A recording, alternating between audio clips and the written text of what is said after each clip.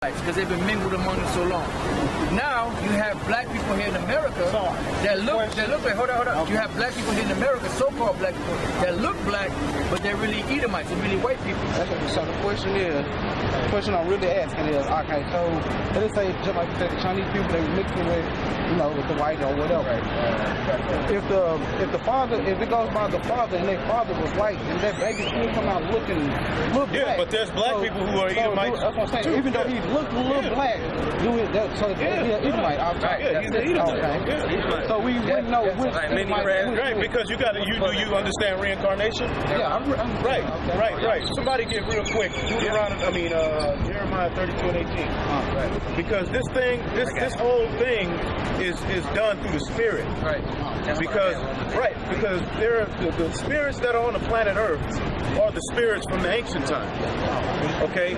If you are stated to be an Israelite when the Most High created everything, he created Israelites, he created Edomites, he created Ammonites. There's a certain amount of spirits that are going to be put to that particular nation. Right. So you're going to always come back onto the planet Earth until you're as an Israelite. That bond can never be broken. Right.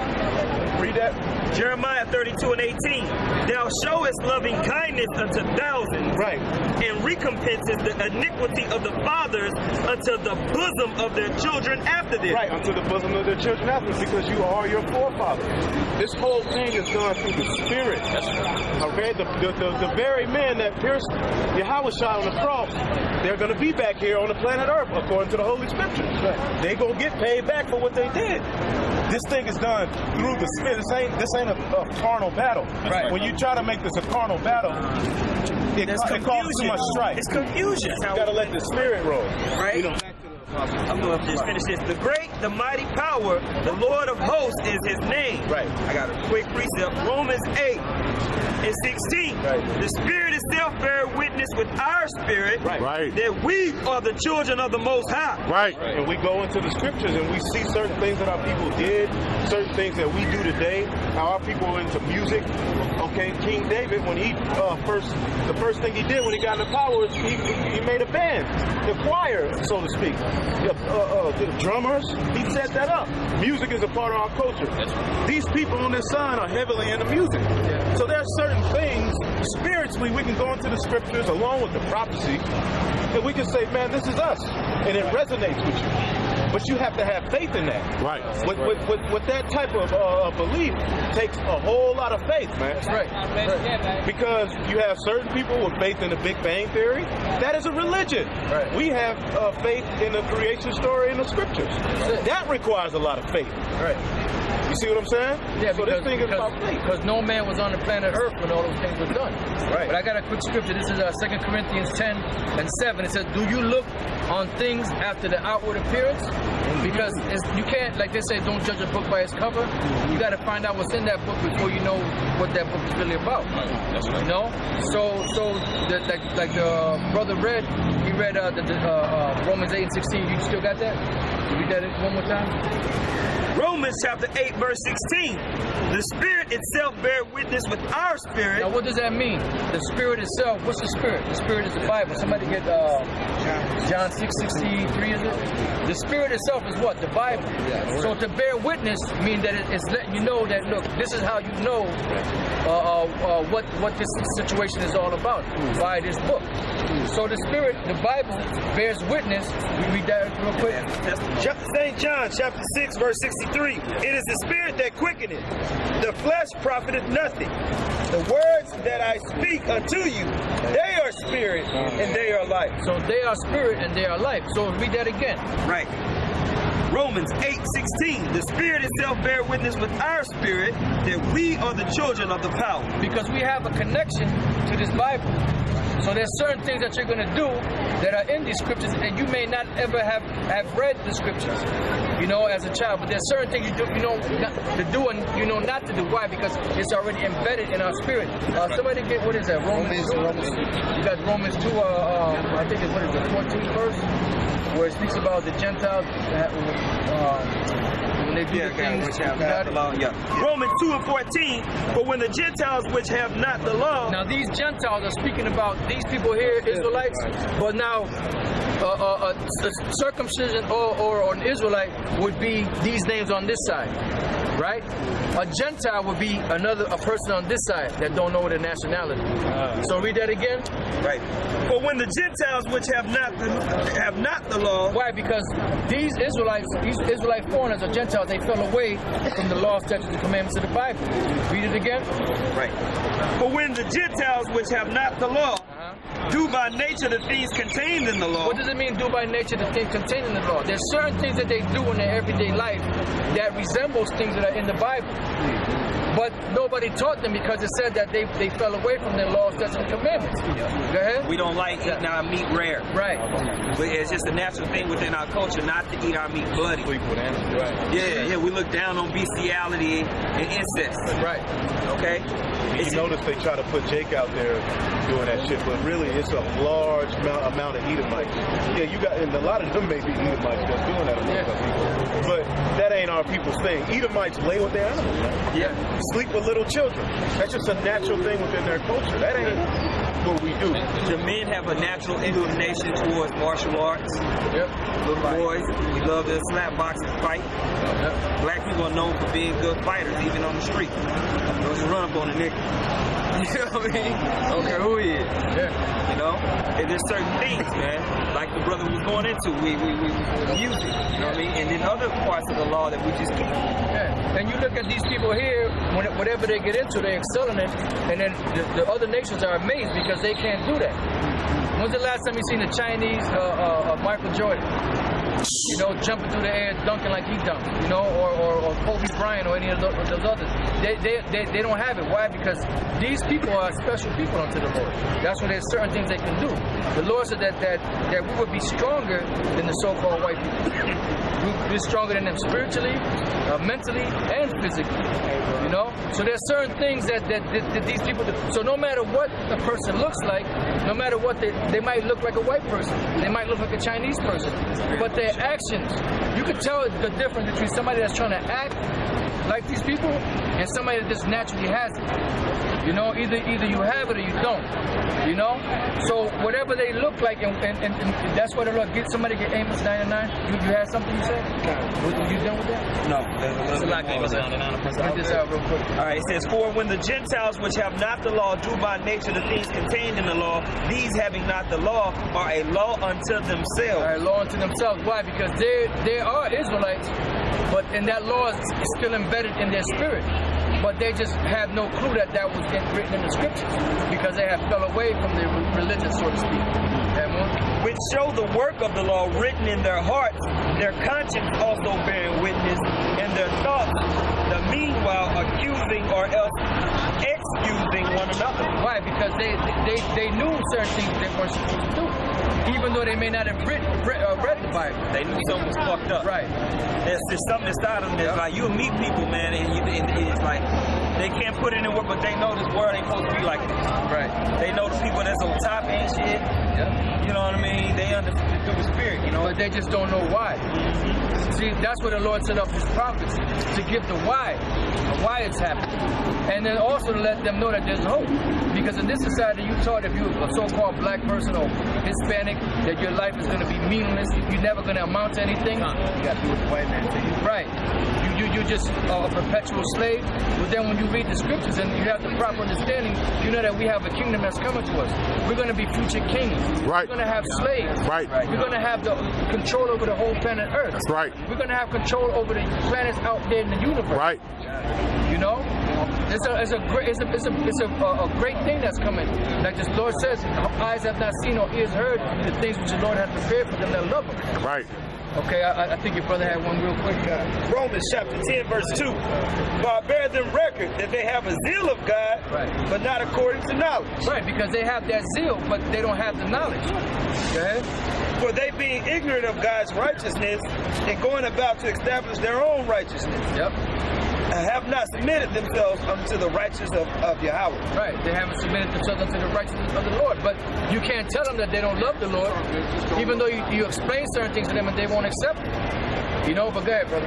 This is Revelation chapter 7, verse 9. After this I beheld, and lo, a great multitude, which no man could number, of all nations and kindreds and people and tongues. Now, what does that mean? Does that mean it's talking about all nations? No, because that's what they teach in these churches. That's right. Now, you can run down. You can go tomorrow and go on Google and type in all the different religions that believe that all nations can be saved. And guess what? You're gonna damn near every religion out there believes that all nations can be saved.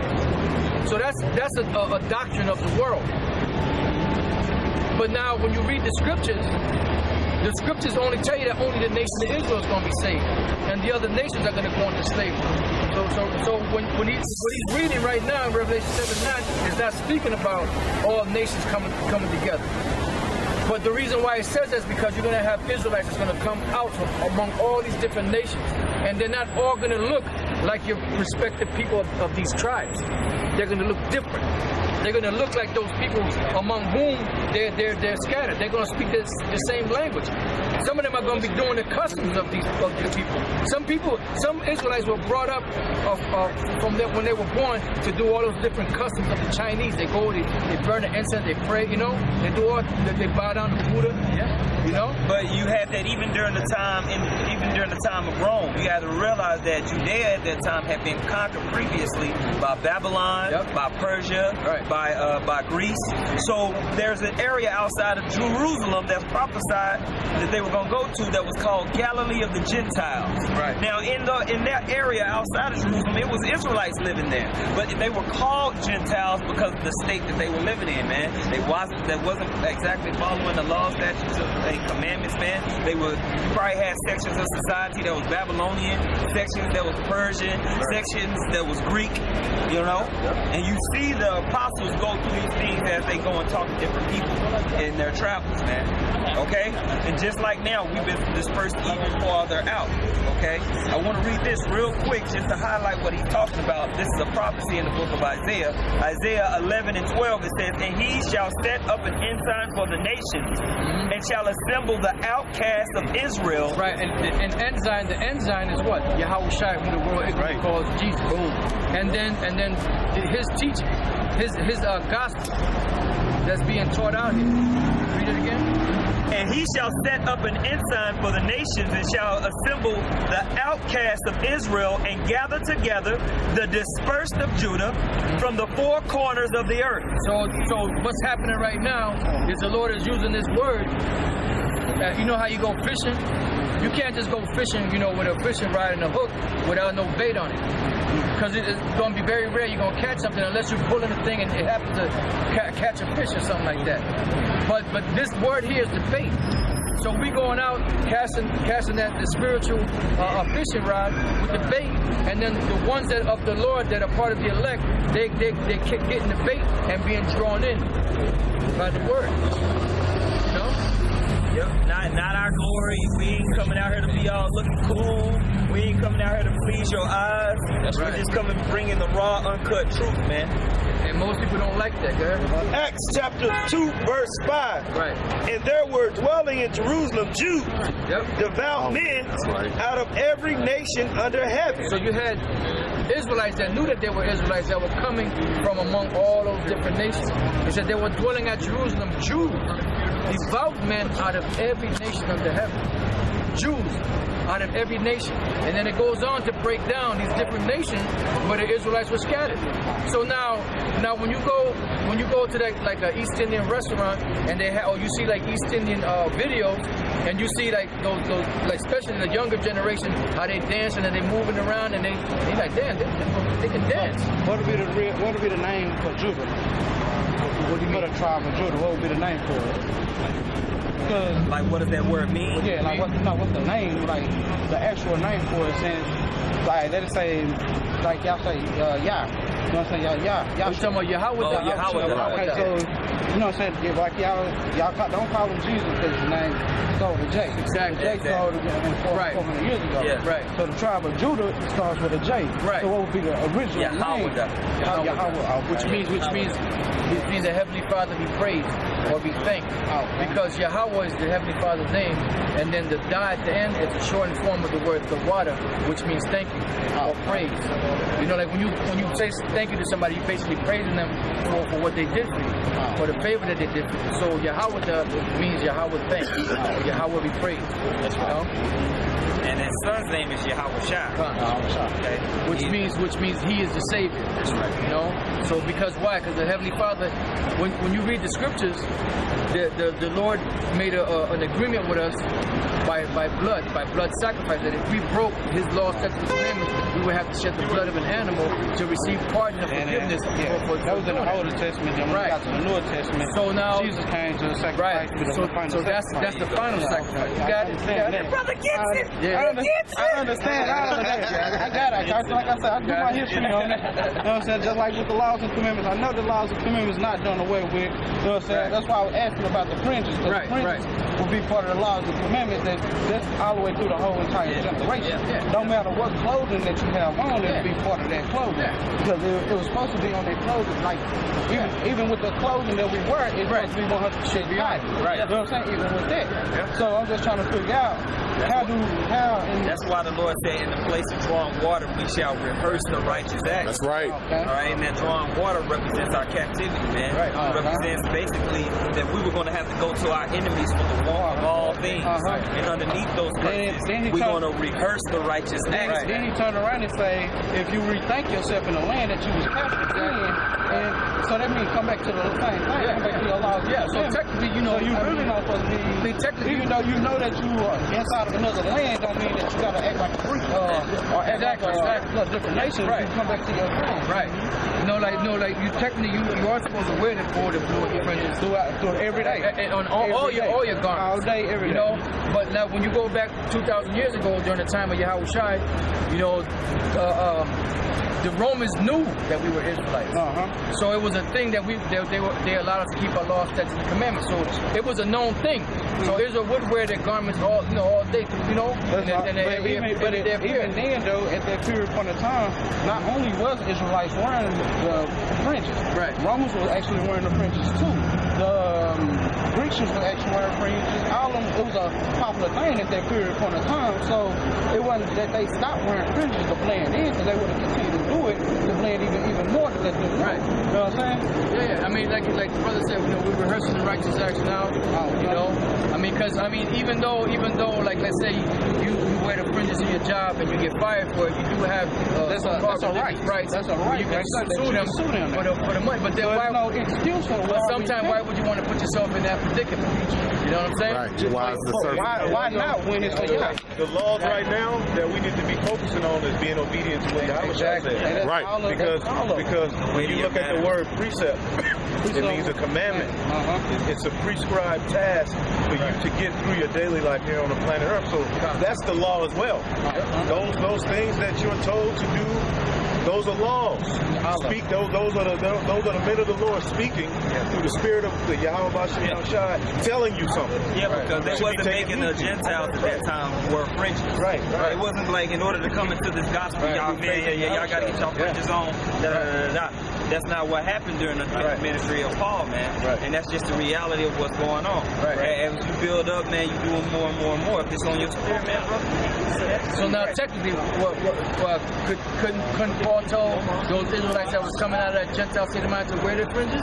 Yeah, circumcised. But the main thing was to abstain from blood, things strangled. There was don't drink blood. There's certain things that so it's only certain. So what you're telling me is only certain laws in the book that actually mean more than the others. No, it's just being spiritual. No, it's just spiritual and do the best you can. The bottom line, we need grace because you can't keep the law. Right. Because you're in captivity. So that's why Yahweh Shai said blood for the nation of Israel. Because there was through prophecy, we knew we were going to be in captivity when we were going to be able to keep the law. Because if you didn't keep one Passover, you condemned. Yeah. Already. Forever. Yeah. So we we didn't grow up Israelite knowing we were Israelites in this captivity.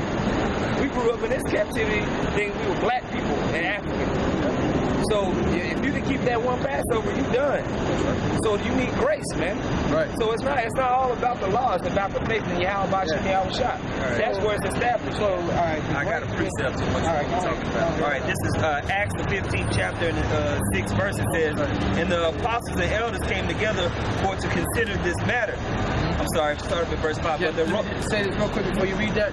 Now the wicked Pharisees and them back then, they wanted those Israelite foreigners to be circumcised, to do certain things, so that they can glory in the fact that they converted them. You know, but really.